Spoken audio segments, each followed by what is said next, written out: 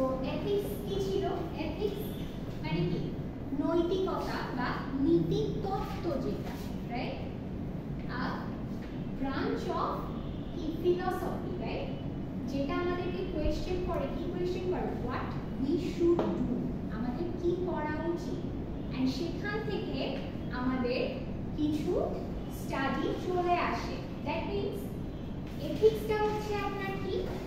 কিছু set of principles যেটা আমাদের বিহেভিয়ারকে গাইড করছে, রাইট? এথিক্স তো এটা, সেটা আপনার পার্সোনাল লাইফে। যখন আমরা ইঞ্জিনিয়ারিং এর ক্ষেত্রে চলে আসবো, তখন কি হচ্ছে?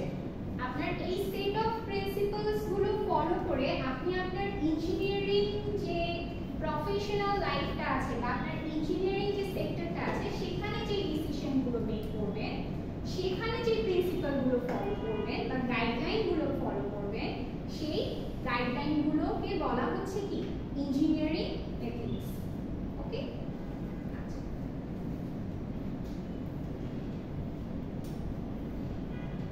এখন আসেন প্রফেশনালিজমের ক্ষেত্রে এথিক্সটা কিরকম। Same goes as engineering ethics.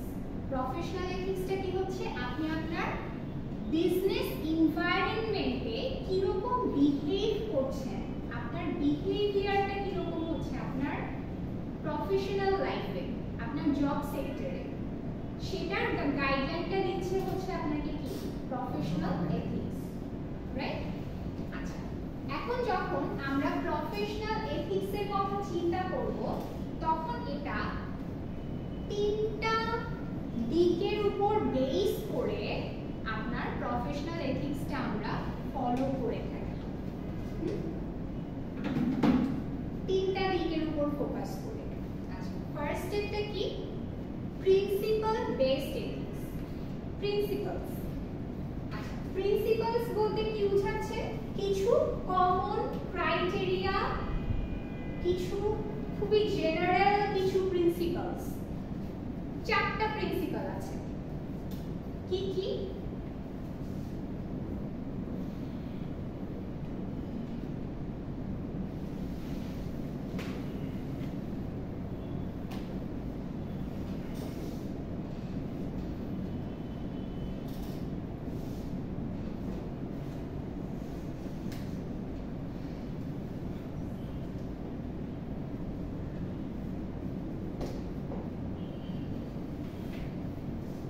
Autonomy, beneficence, non-beneficence, and justice. এগুলো কি? আপনার খুবই কমন প্রিন্সিপাল। আচ্ছা, অটোনমি বলতে কি বোঝাচ্ছে?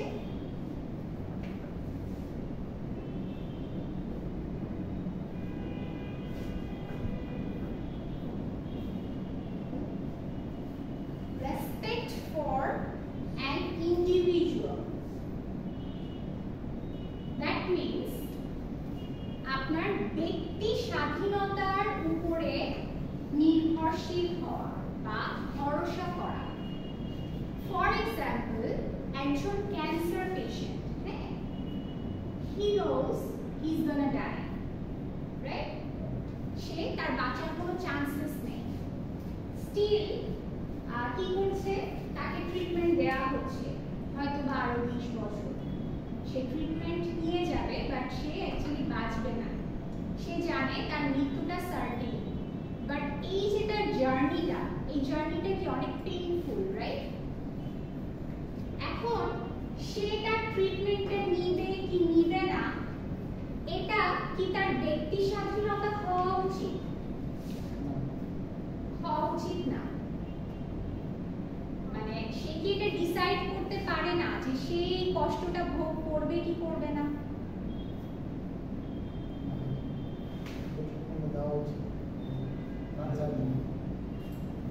আপনার ট্রিটমেন্টটা দেওয়া উচিত, কিন্তু আপনি তার মানে তার ইন্টারনাল ফিলিংসটা যদি বোঝেন, যে হোয়াট হি অ্যাকচুয়ালি ফিলস, আপনি নিজেকে তার জায়গায় রেখে দেখেন, you are going through a disease that can not be treated.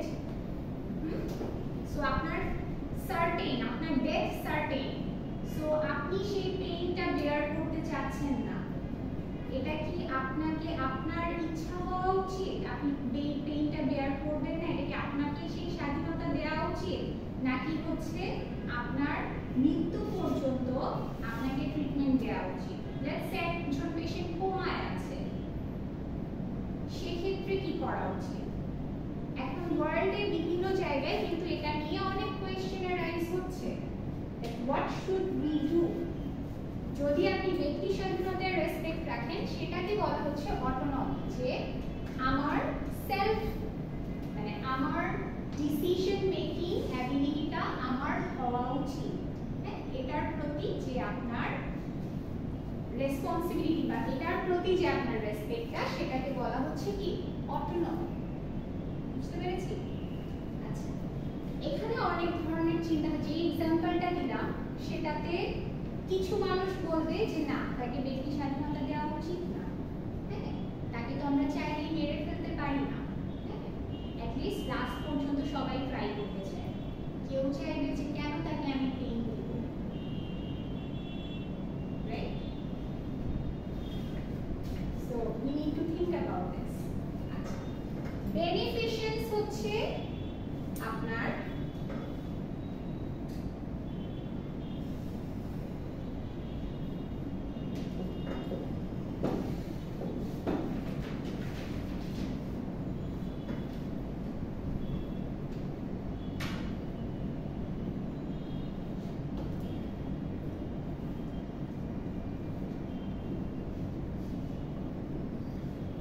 do what is best for others, সেটাই করা উচিত যেটা আপনি মনে করছেন যে তার জন্য ভালো।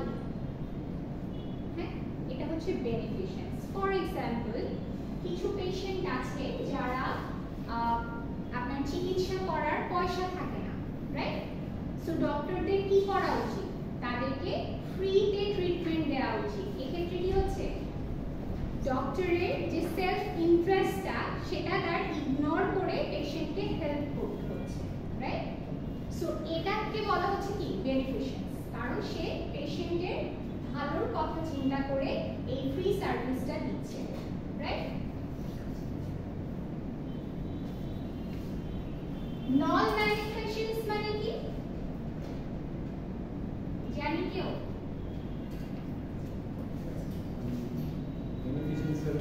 Opposite.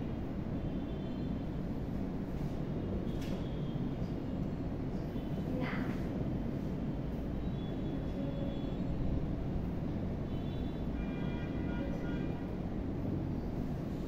strive not to harm others মানে আপনার আরেকজনের ক্ষতি হবে এমন কোনো কাজ করব না, এমন কোনো ডিসিশন মেক করব না যেটাতে আরেকজনের ক্ষতি সাধন হয়, তার সে বেনিফিটেড না হতে পারে বাট তার যেন ক্ষতি না হয়। ওকে, বুঝতে পারছি? সো এই দুটোর মধ্যে কিন্তু একটু ডিফারেন্স আছে। বেনিফিশিয়েন্স হচ্ছে আমি আপনার উপকার করার জন্য কাজটা করছি, আর নন ম্যালিফিশিয়েন্স হচ্ছে আপনার যেন ক্ষতি না হয় তাই আমি এই কাজটা করছি। বুঝতে পেরেছি? এটার একটা এক্সাম্পল হতে পারে যে যখন একটা পেশেন্ট ট্রিটমেন্ট করে তখন এমন কোনো মেডিসিন না দেয়া যেটাতে আপনার সাইড ইফেক্টের কারণে ওই পেশেন্টের লাইফ থ্রেটনিং কোনো ব্যাপার থাকতে পারে। হ্যাঁ, বুঝতে পেরেছি? মানে রোগের ট্রিটমেন্ট করতে গিয়ে এমন একটা মেডিসিন দিয়ে দিলাম যেটা সাইড ইফেক্টে আরো বেশি ক্ষতি হয়ে গেছে। জি ম্যাম, তুমি কি এটা করা যায়। এটা আমি বলতে চাচ্ছিলাম। আচ্ছা, এখানে একটা ব্যাপার আছে, সেটা শেষ করি। জাস্টিস তো আমরা সবাই জানি, right? What is right? It is right. And কি আপনার ইকুইভ্যালেন্সি রাখা।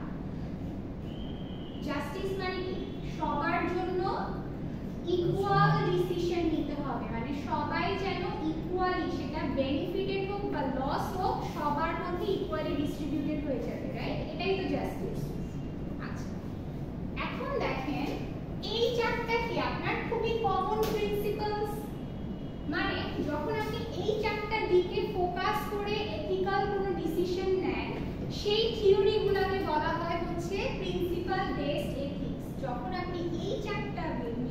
উপর ফোকাস করে কোনো ডিসিশন নিতে হবে। থিওরিটিক্যালি এটাকে বলা হচ্ছে কি প্রিন্সিপাল বেসড এথিক্স। তো আপনাদের যখন কেসেস গুলো থাকবে তখন কেস যখন আপনারা সলভ করবেন তখন আপনাদের মেনশন করে দিতে হবে যে আপনারা এটা কি প্রিন্সিপাল বেসড এথিক্স এর আন্ডারে ডিসিশন নিচ্ছেন নাকি অন্য কোনো থিওরির আন্ডারে ডিসিশন নিচ্ছেন। বুঝতে পেরেছি? আচ্ছা, এখন দেখেন যখন আপনি প্রিন্সিপাল বেসড এথিক্স এর কথা চিন্তা করবেন, লেটস সে অটোনমি এন্ড বেনিফিশিয়েন্স এই দুইটার মধ্যে কনফ্লিক্ট করবে, একটা ডিসিশন নেওয়া ইটসেলফ এদের মধ্যে ডিফিকাল্ট হয়ে যাবে। যে এক্সাম্পলটা দিলাম যে একটা ক্যান্সার পেশেন্টের কথা যদি চিন্তা করেন বা এরকম কোন একটা পেশেন্ট যার কিনা বাঁচার কোনো চান্স নেই, আপনি যদি অটোনমির কথা চিন্তা করেন, শুধু অটোনমির দিকে ফোকাস করেন, আপনি হয়তো ডিসিশন নেবেন যে না সে যেটা চায় আমি সেভাবে তাকে ট্রিটমেন্ট দিব। অনেকে চায় না যে হচ্ছে সে মরে যাবে, তার বডির বিভিন্ন অর্গান ডোনেট করে দিতে চায়, রাইট? চায় তো, করে অনেকে। আপনি যদি অটোনমির কথা চিন্তা করেন দেন ইটস রাইট, করা উচিত, রাইট? আপনি যদি বেনিফিশিয়েন্সের কথা চিন্তা করেন, ওর ভালোর কথা চিন্তা করেন যে আচ্ছা ঠিক আছে হয়তো বাঁচবে না but you never know, last পর্যন্ত ট্রাই করি, তাহলে কি করবেন? তাহলে কি ওই ডিসিশনটা নিতে পারবেন? So they are conflicting, right? খুবই ডিফিকাল্ট ডিসিশন মেক করা, এথিক্যালি 100% রাইট হওয়া ইজ ভেরি ডিফিকাল্ট। এখন পর্যন্ত অ্যাকচুয়ালি এই স্টাডি যারা করছে, হ্যাঁ, অনেক কন্ট্রোভার্সি আছে।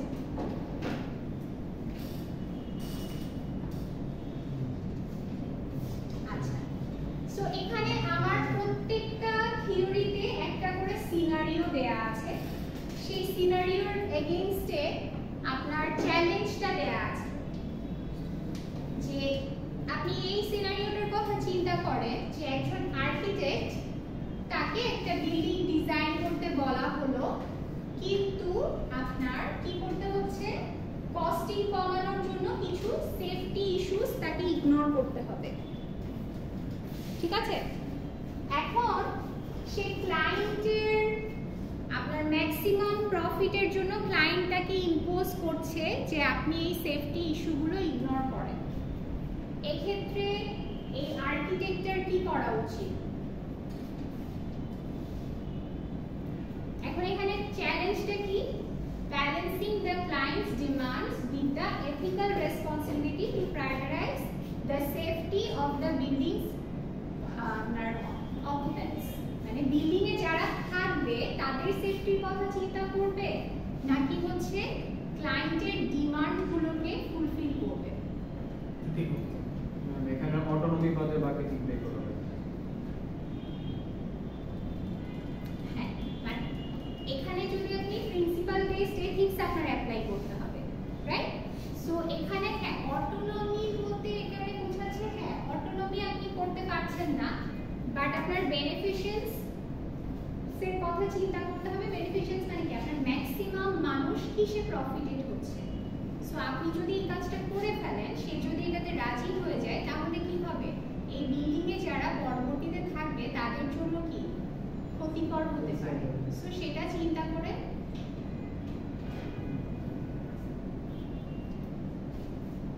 একেবারে চলে যাচ্ছে। ঠিক আছে, আচ্ছা, সো এখানে সলিউশনও দেয়া আছে। আমার মনে হয় একটা সলিউশন দেখলে আপনারা বুঝতে পারবেন যে কিভাবে আপনাদের কেসগুলো সলভ করতে হবে। সো দেখেন এখানে কি করতে হচ্ছে, আপনার তার প্রথমে কমিউনিকেট করতে হবে ওপেনলি ক্লায়েন্টের সাথে এবং তাকে বোঝাতে হবে যে কতটা ক্রুশিয়াল যদি সে সেফটি গুলো ফলো না করে, এনশিওর না করে, ঠিক আছে?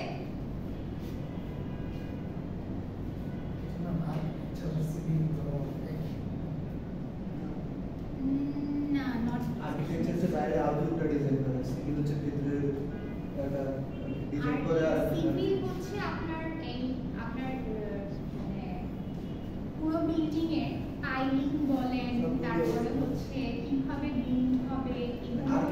ডিজাইনটা সেই হচ্ছে এটা ইমপ্লিমেন্ট করে Implement করে। আর আর্কিটেক্ট হচ্ছে ডিজাইনিংটা করবে।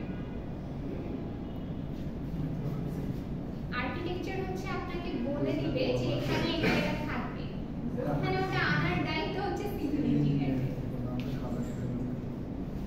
আচ্ছা, প্রিন্সিপাল বেসড এথিক্স গেল, এরপরে আসেন আইডিয়াল বেসড এথিক্স। খুবই boring I know, but we have to. তাহলে প্রফেশনাল এথিক্স কয় প্রকার?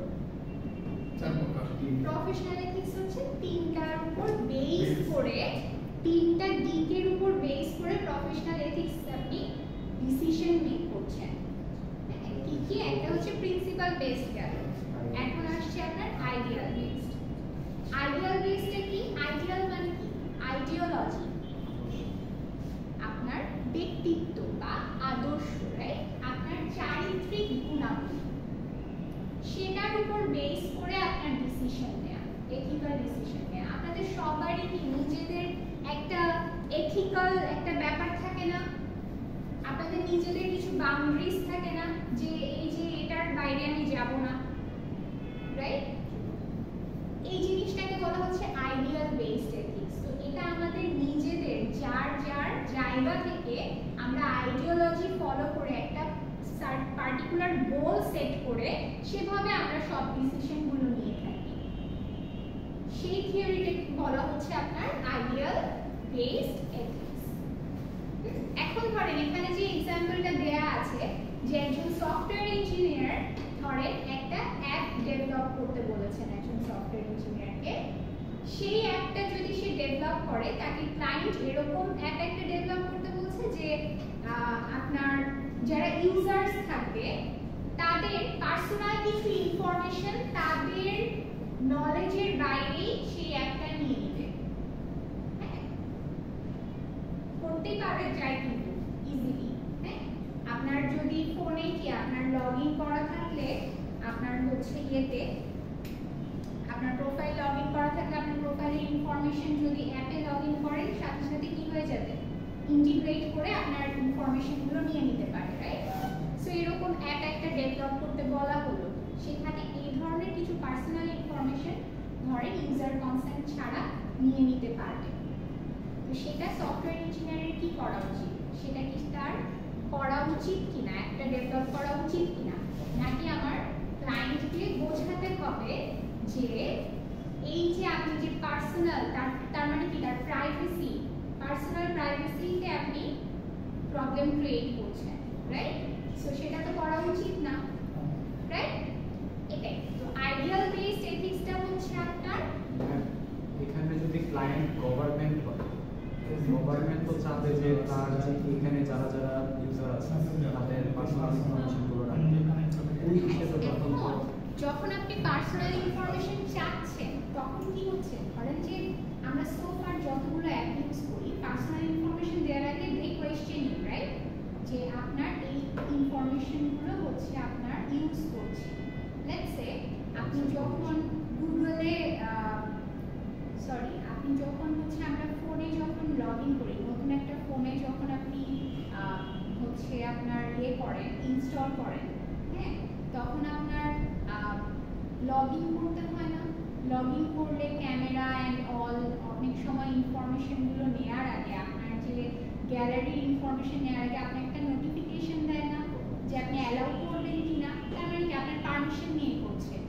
কিন্তু এখানে বলা হয়েছে যে আপনার পারমিশন লাগবে না, পারমিশন ছাড়াই। সো এটা কিন্তু একটা বিগ ইস্যু, রাইট? মানে এটা আপনি আপনার মোরাল পার্সপেক্টিভ থেকে আপনি কি বলতে চান, মানে আপনার কি মনে হয় এটা কি করা উচিত?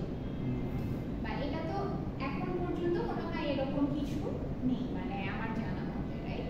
আমরা যতটুকু ইউজ করি, এরকম কিছু থাকলে আপনি কিন্তু ইউজ করবেন না, সেই অ্যাপ ইউজ করবেন, আপনি চাইবেন যে আপনার পার্সোনাল ডেটা আপনার পারমিশন ছাড়া কেউ ইউজ করুক? চাইবেন না, রাইট?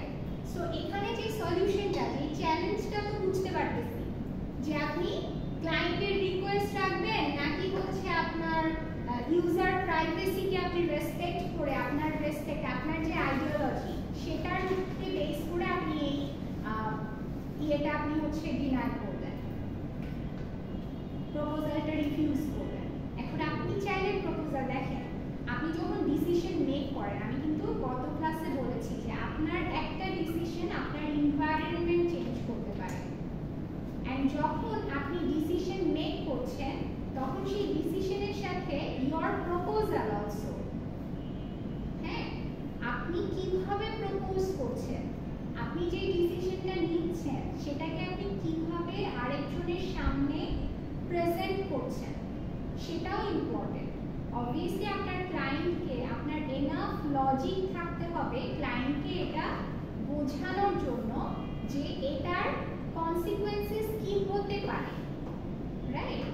বা এটা কেন আনইথিক্যাল, বা এটার এগেইনস্টে কি লজ আছে সেটাও আপনার জানতে হবে। অবশ্যই লজ আছে, you can not use someone's private personal data, right? So সেটা আপনার বুঝাতে হবে। যদি আপনার ক্লায়েন্ট না বোঝে সেক্ষেত্রে আপনার হয়তোবা প্রজেক্টটা অমিট করে দিতে হতে পারে। বাট এটাতে আপনি ডিসিশনটা নিলেন কেন? আপনার আইডিওলজিকে ইম্পর্টেন্স দিয়ে আপনি ডিসিশনটা নিলেন। সো এই ধরনের কোনো ডিসিশন যখন আমরা নিব তখন সেটা কিসের মধ্যে চলে যাচ্ছে? আইডিয়াল বেসড এথিক্সে চলে যাচ্ছে। হ্যাঁ, আপনাদের দেখবেন প্রফেশনাল লাইফেও অ্যাকচুয়ালি এটা কি প্রফেশনাল লাইফে কিন্তু এই ডিসিশনটাও নিতে হচ্ছে, রাইট? এই ইঞ্জিনিয়ারের। সো প্রফেশনাল লাইফে অ্যাকচুয়ালি এরকম অনেক ডিসিশন আসবে যেটা আপনার বিভিন্ন, আমরা কিন্তু রেগুলার লাইফে অনেক ডিসিশন নিই কিন্তু আমরা জানি না যে এটা কোন এথিক্সের আন্ডারে আমরা ফেলছি, আমরা জাস্ট নিয়ে নিই। আমাদের মনে হয় এটা করা উচিত না, আমরা করি না, বা এটা করা উচিত তাই আমরা করি। বাট এটা কেন করা উচিত না আর কেন করা উচিত সেটা যখন আমাদেরকে কোয়েশ্চেন করা হয় তখন কিন্তু আমরা হয়তোবা আমাদের ইমোশনাল লজিক দিয়ে আমরা বুঝি, থিওরিটিক্যাল লজিক কিন্তু আমাদের থাকে না।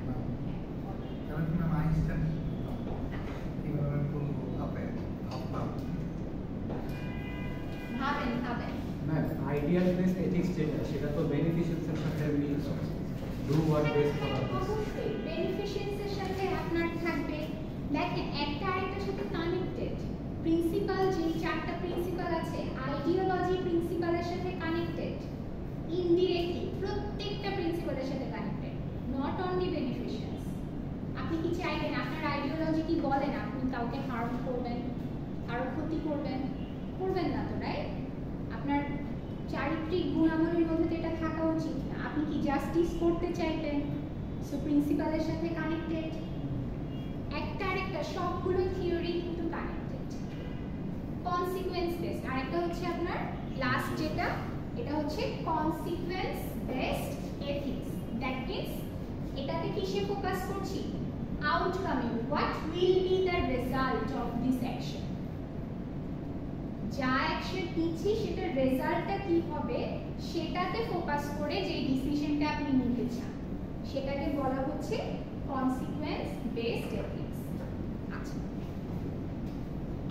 এখানে কি চেক করতে হবে? এখানে চেক করতে হবে যে আমার এই ডিসিশন মেকিংটার পরে এখান থেকে যেই আউটপুটটা পাচ্ছি সেই আউটপুটটা কতগুলো মানুষের জন্য উপকার করছে, কতগুলো মানুষ এটা থেকে উপকৃত হচ্ছে সেটাতে মাথায় রেখে আমার ডিসিশনগুলো নিতে হবে। ওকে,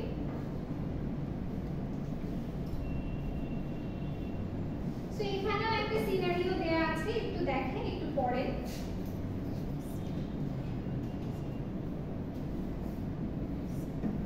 এখানে একটা সিভিল ইঞ্জিনিয়ারের পার্সপেক্টিভ থেকে বলা আছে যে একজন সিভিল ইঞ্জিনিয়ার একটা কনস্ট্রাকশন করছে, কি একটা ব্রিজ কনস্ট্রাকশন করছে, but due to tight deadline, মানে খুবই তাকে ডেডলাইন দিয়ে দেওয়া হয়েছে, ডেডলাইনের মধ্যে তার ব্রিজটা কমপ্লিট করতে হবে, কিন্তু সেটা যদি সে করতে চায় তাহলে কি হবে?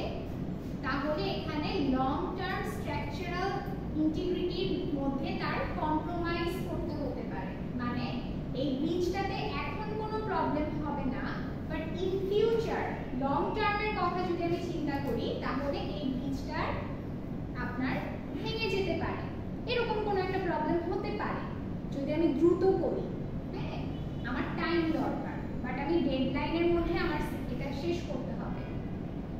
আপনারা অ্যাসাইনমেন্ট যেভাবে করেন, বা প্রজেক্ট যেভাবে করেন কি করেন আপনারা ধরেন আপনাকে আমি একটা অ্যাসাইনমেন্ট দিলাম, লেটস সে আজকে যেই আমি টপিকটার কথা বললাম এটা আমি আপনাদেরকে বলবো যে আপনাকে আমি 3 মাস সময় দিলাম। 3 মাসের মধ্যে কি করবেন? 2.5 মাস ঘুমাবেন, রাইট? মানে এটা হয়, আমি বলছি না আপনারাই এটা করেন, আমি বলছি মোস্ট অফ দ্য স্টুডেন্টস বা কিছু কিছু স্টুডেন্টস কিন্তু এই কাজটা করে, রাইট? কি করে? 3 মাসের সময় দেওয়া হয়েছে, 2.5 মাস দে আর লাইক দে আর ইনভিজিবল, হ্যাঁ, মানে ঘুমানোর মতো অবস্থা যে ওকে ফাইন, সময় তো আছে, কি চিন্তা করে সময় আছে, যখন ডেডলাইন চলে আসলো তখন কি হলো? তাড়াহুড়া করে শেষ করতে হবে তো, রাইট? তখন কি করে? আরেকজনেরটা কপি করে, না হলে কি করে আপনার কোন রকম হাবিজাবি কিছু একটা করে সাবমিট করে দেয়, রাইট? এই কাজগুলো হয়, সেটাতে কি হয়? আপনার অ্যাসাইনমেন্টের কোয়ালিটিটা আর এনশিওর হয় না। আপনি হয়তো ডেডলাইন এর মধ্যেই সাবমিট করে দিচ্ছেন, বাট এতে কি হলো? কোয়ালিটি আপনার ফুলফিল হলো না। Same goes for this scenario. হয়তোবা এখানে আমরা জানি না যে ওই সিভিল ইঞ্জিনিয়ার আসলে ঘুমাইছিল কিনা, বাট সে দেখছে যে তার ডেডলাইন সামনে, এখন খুবই টাইট অবস্থায়, এর মধ্যে যদি ব্রিজ কমপ্লিট করে দেয় তাহলে এটার কোয়ালিটি এনশিওর করতে পারবে না। এখন সে কি করবে? এখন তার কি করা উচিত? এখন তার অবশ্যই যেটা করা উচিত, দেখেন করা উচিত যা, তাই কিন্তু এই থিওরিগুলো থেকে আমরা পাচ্ছি, কিন্তু এটা কি হয় ইন রিয়েল লাইফ সিনারিও? আপনারা বাংলাদেশের কথা চিন্তা করেন তো, রানা প্লাজা এরকম অনেক কিছু আছে। আপনি এই যে নর্মাল, আচ্ছা এটা তো ধরেন যে আপনার একটা এক্সাম্পল অনেকগুলো নাকি, এই যে আমাদের রোডগুলোর কথাই চিন্তা করেন, কয়দিন মানে একটা রাস্তা ঠিক করার পরে সেই রাস্তাটা কতদিন ভালো থাকে? না, আরো এটা একটু বেশি কম বলে ফেললেন, আর একটু বেশি দিন থাকে, বাট খুব বেশি দিন কিন্তু আপনার সেটা ভালো থাকে না, রাইট? কিন্তু আপনি এখানে একটু চিন্তা করেন যে এই একটা রোড কনস্ট্রাক্ট করার জন্য এখানে বাজেটটা কিরকম থাকে, বাট এখানে ইকুইপমেন্টস কি থাকে? That is the problem. এখন যারা এই কাজগুলো করে they are engineers, right? They are engineers, but lacking of ethical practice, এই জন্য রেজাল্ট হচ্ছে এগুলো। কোন এথিক্সের ক্ষেত্রে বলতে এটা কনসিকোয়েন্স বেসড এর মধ্যে পড়ছে। এই এথিক্সটা তাহলে কিসের মধ্যে পড়ছে? কনসিকোয়েন্স বেসড এর উপরে, মানে আপনি ব্রিজটা হয়ে যাওয়ার পরে এটা লং টার্ম ইফেক্ট কি হবে সেটা নিয়ে ভাবতে হবে, সেটা ভেবে ডিসিশনটা নিতে হবে। সো লং টার্ম ইফেক্টে আপনি তো ব্রিজের সেফটিকে কম্প্রোমাইজ করতে পারেন। হ্যাঁ, মানে এটা হয়ে গেলে, কারণ কাজটা হয়ে গেল, হওয়ার পরে কিভাবে মানুষ বেনিফিটেড হচ্ছে বা কিভাবে মানুষের লস হচ্ছে, হ্যাঁ অন্য মানুষের, এটা দেখতে হবে। আচ্ছা, লস আউটপুট নিয়ে চিন্তা করতে হবে, আউটপুট নিয়ে ভেবে তারপরে আপনার ডিসিশনটা নিতে হবে। বুঝতে পারছি? সব কয়টা ডিসিশনে তো আউটপুট চিন্তা করে তো নেওয়া, সব কয়টা এথিক্স। এখন দেখেন মানে আপনার এটা কেসের উপরে কিন্তু ডিপেন্ড করছে যে সব কয়টা। এখন দেখেন যে কোনো কেসে অবশ্যই আপনার 3টা জিনিসই আপনি চিন্তা করবেন। 3টা জিনিস চিন্তা করবেন না? প্রিন্সিপালস চেক করবেন, আইডিওলজি চেক করবেন, আপনার কনসিকোয়েন্সের কথা চিন্তা করবেন। চিন্তা করে কি করতে হবে? অপশনস গ্যাদার করতে হবে, পসিবল অপশনস। কি কি পসিবল অপশনস আপনার হাতে আছে, কোন অপশনটা পিক করলে এই 3টাকে মোটামুটি ব্যালেন্স করতে পারবেন। 100% কিন্তু হওয়াটা খুবই ডিফিকাল্ট। যখন আপনি এই তিনটা নিয়ে চিন্তা করবেন, এই তিন ধরনের প্রফেশনাল এথিক্স নিয়ে যখন ভাববেন, আপনি কখনোই প্রপার ডিসিশন নিতে পারবেন না। এক পক্ষের মত পারবেন না, কোনো না কোনো জায়গায় আপনার ল্যাকিংস থাকবেই। হ্যাঁ 100% কেউ দিতে পারবে না। বাট আপনার ইনশিওর করতে হবে যেগুলো আপনার জন্য ইম্পর্টেন্ট, যেটা না করলেই না, সেটা করতে হবে মাস্ট। আচ্ছা, এখন দেখেন এই এথিক্স গুলোকে কিভাবে ম্যানেজ করব, কিভাবে ম্যানেজ করব সেটাও বলা আছে। আমরা আস্তে আস্তে সামনে অনেক কিছু পাবো। এখন মনে হচ্ছে না যে সবগুলোর মধ্যে দেখেন একটার মধ্যে শুধু প্রিন্সিপাল বেসড মধ্যেই কিন্তু কনফ্লিক্টস হচ্ছে। যখন এই তিনটা নিয়ে চিন্তা করবে তখন কনফ্লিকশন আরো অনেক বেশি বাড়বে, রাইট? এখন এগুলোকে কিভাবে সলভ করব, সলিউশনও আমরা সামনে পাবো। এখন দেখেন এথিক্স ম্যানেজ করব কিভাবে। আচ্ছা, এই তিনটা পেলাম, তাহলে প্রিন্সিপাল বেসড এথিক্স হচ্ছে আপনার কি কিছু রুলস কোডস স্ট্যান্ডার্ড ফলো করে আমরা প্রিন্সিপাল বেসড এথিক্সটা অ্যাপ্লাই করি। আইডিয়াল বেসড হচ্ছে আপনার ক্যারেক্টার, আর কনসিকুয়েন্স বেসড এথিক্স হচ্ছে আউটকাম। ওকে, আমি ক্যারেক্টারটা কি বলেছো না আইডিয়া বেসড? মানে আপনার চারিত্রিক বৈশিষ্ট্য আর কি, যে ডিসিশন দিবে তার। হ্যাঁ, মানে it's like your personal choice, right? মানে এটা যার যার ব্যক্তিত্বের উপর ডিপেন্ড করে এই ডিসিশনগুলো নেওয়া হয়, আইডিওলজি ডিপেন্ড করে, আইডিওলজির উপরে বেস। এটা কিভাবে চিন্তা করা যায়? ইনপুট প্রসেসিং আউটপুট কিভাবে ইনপুট প্রসেসিং আইডিয়াল বেসড আমার আদর্শ, আমি এদের কাজটা করব, মানে আমি তো জিনিসটা অ্যাপ্লাই করতেছি, ইনপুট, তারপরে কি কি বেসিসে আমি অ্যাপ্লাই করতেছি, রুলস রেগুলেশনস, হ্যাঁ, তারপরে আমার আউটকাম কনসিকুয়েন্সেস। কনসিকুয়েন্সেস কি আসবে। হ্যাঁ, এভাবে চিন্তা করতে পারেন। আপনার আইডিওলজি হচ্ছে, হ্যাঁ অবশ্যই আপনার মধ্যে এই জিনিসটা কি ছোটবেলা থেকে ঢোকানো হয়েছে, রাইট? আচ্ছা, আমরা এখন যে বলি না, ধরেন আপনি বলছেন না এটা রং এটা রাইট, এই রং এন্ড রাইটটা আপনি কিভাবে বুঝলেন? হ্যাঁ, অবশ্যই এটাকে ইনপুট হিসেবে আপনি নিতে পারেন, যে আপনার আইডিওলজি হচ্ছে আপনার ইনপুট, যেটা আপনার মধ্যে আছে অলরেডি। প্রিন্সিপালস হচ্ছে আপনি শিখতে হবে যে কি কি প্রিন্সিপালস আছে, কি কি কোডস আছে, কি কি কন্ডাক্ট আমার ফলো করতে হবে, এন্ড আউটকামের কথা চিন্তা করে, কনসিকুয়েন্স চিন্তা করে আপনার ফাইনালি ডিসিশনটা মেক করতে হবে যখন আপনি প্রফেশনালি কোনো ডিসিশন নেবেন। আচ্ছা, এখন দেখেন ethics management. So we have 3 types of ethics management as well. 3 type of manager, 3 ধরনের ম্যানেজার পাবেন আপনি যখন আপনি সোসাইটির কথা চিন্তা করবেন বা জব সেক্টরে যাবেন, আর যেখানে যান তখন আপনি 3 ধরনের মানুষ পাবেন। মানে তারা হচ্ছে এথিক্যাল ম্যানেজমেন্ট করে 3টা ওয়েতে। কি কি? এক ধরনের ম্যানেজার আছে, তারা হচ্ছে ইমোরাল ম্যানেজার। তাদের মধ্যে অ্যাকচুয়ালি মোরালিটিটা থাকে না, রাইট? আছে না এরকম মানুষ? আচ্ছা তো বেশি আছে, রাইট? আচ্ছা, ইমোরাল ম্যানেজমেন্ট হচ্ছে active opposition two what is ethical. যেটা এথিক্যাল সেটার ঠিক অপোজিটটাই আমি করব। That means I know what is wrong, but I will choose what is wrong.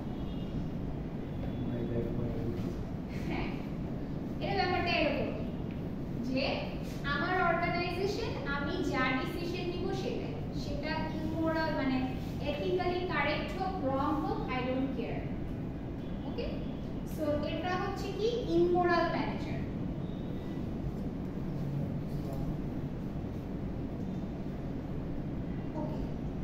So এখানে দেখেন, লেটস সে, আচ্ছা এটা খুবই কমন, মানে খুবই, মানে আপনারা এই যে অ্যাড দেখেন না, তেল, প্যারাশুট তেল ইউজ করলে কি হয়ে যাবে?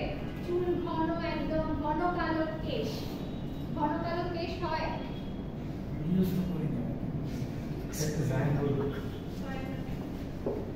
তারপরে এই যে আপনারা জি ম্যাম, এর নাম থেকে ছেলে দেখতেই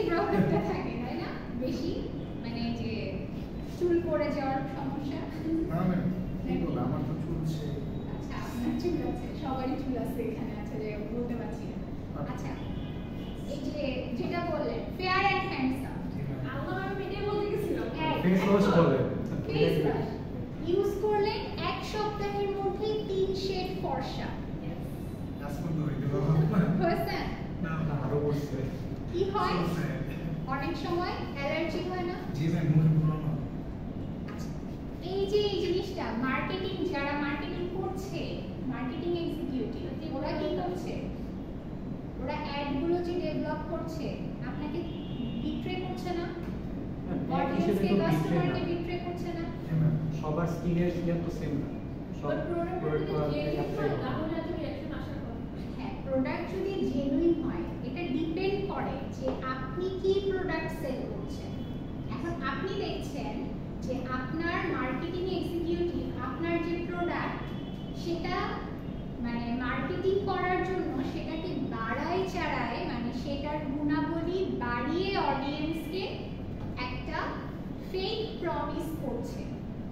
সেক্ষেত্রে আপনি কি করবেন? বুঝতে পারছেন? জি ম্যাম জিনিসটা বল কিছুই করবেন না। ম্যাম ইনজাস্টিস করবো তখন কাজ আচ্ছা, এখন দেখেন এটা কি, মানে এখন যদি আমি বলি যে আমাদের ইমোরাল ম্যানেজার দিয়ে অ্যাকচুয়ালি মানে সব জায়গায় ইমোরাল ম্যানেজারই বেশি, রাইট? আপনি সোশ্যাল মিডিয়ায় ঢোকেন, আপনি টিভিতে যান, যেখানেই যান, right? So nobody is doing anything, but আমরা সবাই জানি এটা রং, কিন্তু কেউ কিছু করছি না। সবাই জানি না রং। জি ma'am So this is immoral management. আমাদের নির্বাচন ঠিক সত্য বলে দিচ্ছি। আচ্ছা, এখন যেটা করা উচিত সেটা বলা হচ্ছে, যেটা করা উচিত সেটা আমরা সবাই জানি, বাট আমাদের ওই কারেজটা নাই, সেই কারেজটা থাকতে হবে। আর কারেজটা কার থাকতে হবে? আপনি গিয়ে যদি এখন বলেন যে গভর্নমেন্টের বিরুদ্ধে দাঁড়াই গেলেন, আপনার ওই কারেজ থেকে তো লাভ নেই। না জায়গায় আপনার ওই কারেজ থেকে লাভ আছে? না এটা কার থাকতে হবে? যে ইমপ্যাক্ট ফেলতে পারে এমন একটা পার্সনের সেই কারেজ থাকতে হবে। কিন্তু শুনুন দ্যাট মিন্স যখন আপনার নিজের অর্গানাইজেশন হবে তখন আপনি কি করতে পারবেন? আপনার ডিসিশন মেকিং অ্যাবিলিটি আছে, তাই না? আপনি যখন ম্যানেজার লেভেলে যাবেন তখন আপনার মধ্যে সেই কারেজটা থাকতে হবে যেন আপনি ইমোরাল কোনো ডিসিশন, ইমোরাল কোনো ম্যানেজমেন্ট আপনার অর্গানাইজেশনে না হয়। ওকে, বুঝতে পারছি? এই জন্য তো এটা শিখতে হবে। ঠিক আছে, মোরাল ম্যানেজমেন্টটা তো খুবই মানে ইমোরালের অপোজিট, রাইট? তার মানে কি অ্যাকসেপ্টেন্স অফ এথিক্যাল বিহেভিয়ার, মানে এথিক্যালি যেটা রাইট সেটাকে আপনি অ্যাকসেপ্ট করছেন এন্ড সেটাকে আপনি ইমপ্লিমেন্ট করার ট্রাই করছেন। আচ্ছা,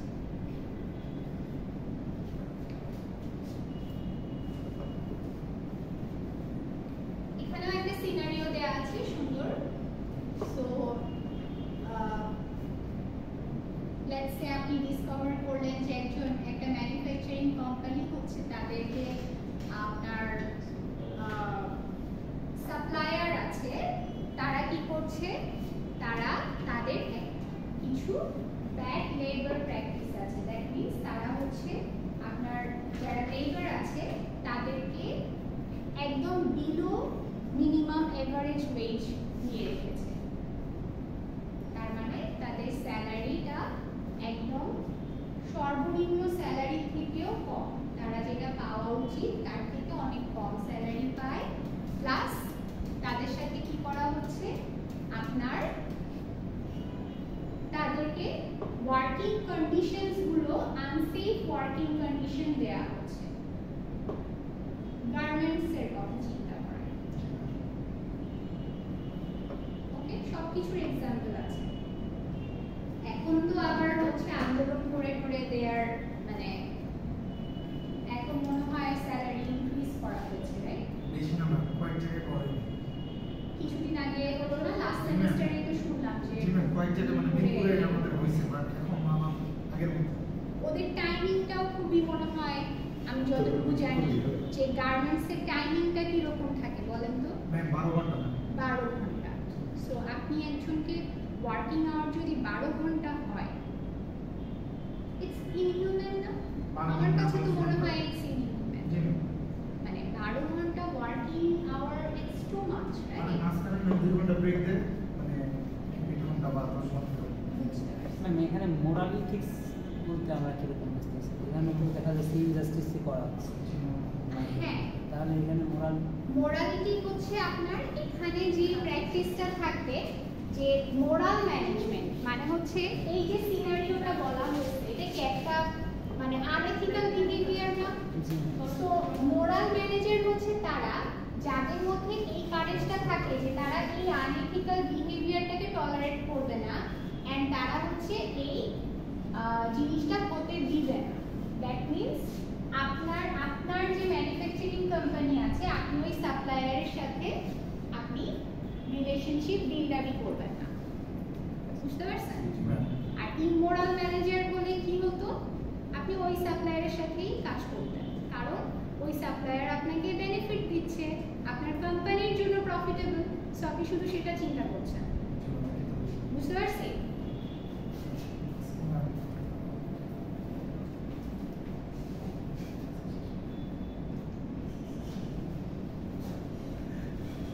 ঠিক আছে, তো এখানে সলিউশন দেয়া আছে। হ্যাঁ, প্রত্যেকটা সিনারিওরই সলিউশন দেয়া আছে, আপনাদের একটু দেখতে হবে। আমরা এইভাবেই সলিউশনগুলো আমাদের এক্সামের সময় দিতে হবে। আমার সিনারিটা আপনাদের দেয়া থাকে কোয়েশ্চেনে, আপনাদের যেটা করতে হবে চ্যালেঞ্জটা ফাইন্ড আউট করতে হবে, যে এই সিনারিওতে চ্যালেঞ্জটা কি, এন্ড এই সিনারিওর এগেইনস্টে আপনি কি সলিউশন দিতে যাচ্ছেন। যেই সলিউশনই দিবেন সেটা কোন থিওরির আন্ডারে পড়ছে সেটা বলে দিবেন, যেটা কি আপনার প্রিন্সিপাল বেসডের মধ্যে পড়ছে, নাকি এটা আপনার মোরাল ম্যানেজমেন্টের আন্ডারে পড়ছে, নাকি ইমোরাল ম্যানেজমেন্টের আন্ডারে পড়ছে। হ্যাঁ, এগুলো আপনার বলে দিতে হবে। হ্যাঁ, এটা যদি আপনার explanation- মাল্টিপল, হ্যাঁ বলেন। এটার এক্সপ্লেনেশনটা কি আমি পয়েন্ট আকারে দিতে হবে নাকি প্যারাগ্রাফ? হ্যাঁ, আপনার ইচ্ছে, এটা আপনার ইচ্ছে। প্যারাগ্রাফ আকারে দিতে পারেন। তাহলে যেগুলাই দিই আমরা চ্যালেঞ্জ যেই অনুযায়ী দিব সেই অনুযায়ী আমরা সলিউশন দিতে হ্যাঁ, পারবো। সেই অনুযায়ী আপনি আপনাদেরকে আমি ফার্স্ট ক্লাসেই মনে হয় বলেছিলাম যে আপনার সলিউশন ওর সাথে মিলবে না, বাট আপনার সলিউশন যদি থিওরিটিক্যালি কারেক্ট হয়, মানে কোনো একটা থিওরিতে যদি ফেলতে পারেন, then you will get some marks. হয়তোবা 100% না পেলেও অবশ্যই মার্ক পাবেন। এখন সলিউশন আপনার পার্সপেক্টিভে ডিফারেন্ট হতে পারে, but you need to be ethically correct, right?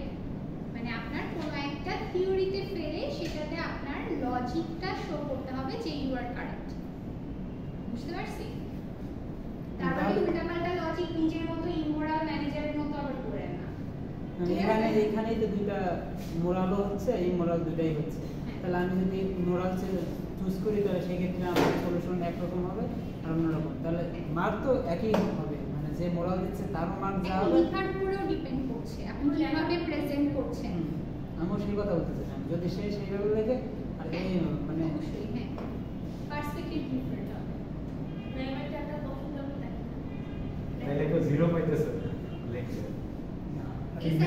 Zero চাইলেই পাওয়া যায় না। বাকি বলছে কোর্সে 500 মার্ক তাহলে আজকে এই পর্যন্তই থাকলো। 3 নম্বর হ্যাঁ, 3 নাম্বারটা তো আচ্ছা 3 নাম্বার টাইমটা শেষ করে দিন, বেটার। 3 নাম্বার টাইমটা শেষ আরে করে রে, দিন। 3 নাম্বারটা শেষ হোক। অ্যামোরালটা শেষ করে। আচ্ছা, অ্যামোরালের মধ্যে আবার দুইটা টাইপ আছে, একটা হচ্ছে ইন্টেনশনাল, একটা আনইনটেনশনাল।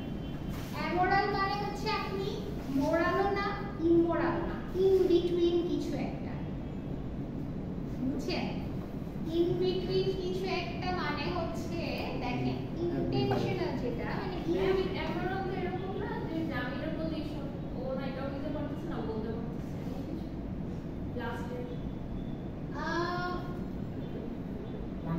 এটা হচ্ছে অ্যামোরালটা হচ্ছে এরকম না, লাস্টের মধ্যে ওইটাকে আমরা জাজ করতে পারবো না ওকে অ্যামোরাল ম্যানেজার হিসেবে। তবে সিনারি বেসডে যদি সে যে ধরেন তার কাছে মনে হচ্ছে যে মানে এই এসআর এর কথাটা সে আপনাকে বলে দিল, হ্যাঁ, এটা চিন্তা করলো না যে এটার আউটকামটা কি হতে পারে। তো তার মানে কি, ও হয়তো ওভাবে ডিপলি চিন্তা করে নাই, বলে দিচ্ছে, তাহলে ও অ্যামোরালের আন্ডারে করবে, কিন্তু এটা আনইনটেনশনাল হবে, ইন্টেনশনালি সে করে না। কিন্তু সে জানে যে এটার আউটকামটা একটা খারাপ আউটকাম হতে পারে, তারপরও সে বলে দিচ্ছে, সেটা আবার হয়ে যাবে ইন্টেনশনাল। মানে অ্যামোরাল ম্যানেজমেন্টের মধ্যে আপনি এভাবে ফেলতে পারেন। চাইনা শুনে না বিপদে ফেলা মানে ওকে করতে হবে না এই পরীক্ষা তো দেখেন এই যে ইন্টেনশনালটা হচ্ছে does not care about ethical factors, মানে কি আপনি পার্সোনাল লাইফে হয়তো বা আপনার এথিক্যাল প্র্যাকটিসগুলো আপনি ঠিক রেখেছেন, বাট আপনি যখন প্রফেশনালি এটাকে চিন্তা করছেন বা একটা ব্রডার অ্যাসপেক্টে চিন্তা করছেন, তখন আপনি ওটাকে ইমপ্লিমেন্ট করতে পারছেন না বা করলেন না, অত বেশি কেয়ার করলেন না যখন প্রফেশনাল লাইফে কোনো একটা ডিসিশন নিচ্ছেন। সেক্ষেত্রে আপনি এটা ইন্টেনশনাল অ্যামোরাল ম্যানেজার হয়ে গেলেন। বুঝতে পেরেছি? আর আনইনটেনশনালটা কিরকম? Careless about the ethical factor, মানে ডিপলি চিন্তা করলেন না। হ্যাঁ, মানে আপনি এখানে যে একটা আপনার নেগেটিভ একটা ইমপ্যাক্ট ফেলতে পারে, ওটা ওভাবে আপনি ব্রডার অ্যাসপেক্টে ভাবলেন না, না ভেবেই একটা ডিসিশন নিয়ে ফেললেন। ঠিক আছে?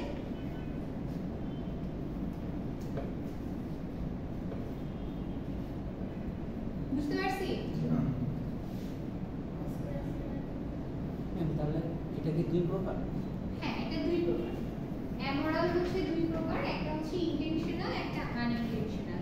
ইন্টেনশনাল হচ্ছে does not care about the ethical factors, আর হচ্ছে আনইনটেনশনাল হচ্ছে কেয়ারলেস, মানে ডিপলি চিন্তা না করা, এথিক্যাল ফ্যাক্টর নিয়ে ডিপলি চিন্তা না করা। দুটার মধ্যে কিন্তু একটু ডিফারেন্স আছে। ঠিক আছে, এখন বন্ধ করতে পারো। হ্যাঁ, তাহলে আমাদের সিনারিও দেওয়া থাকে।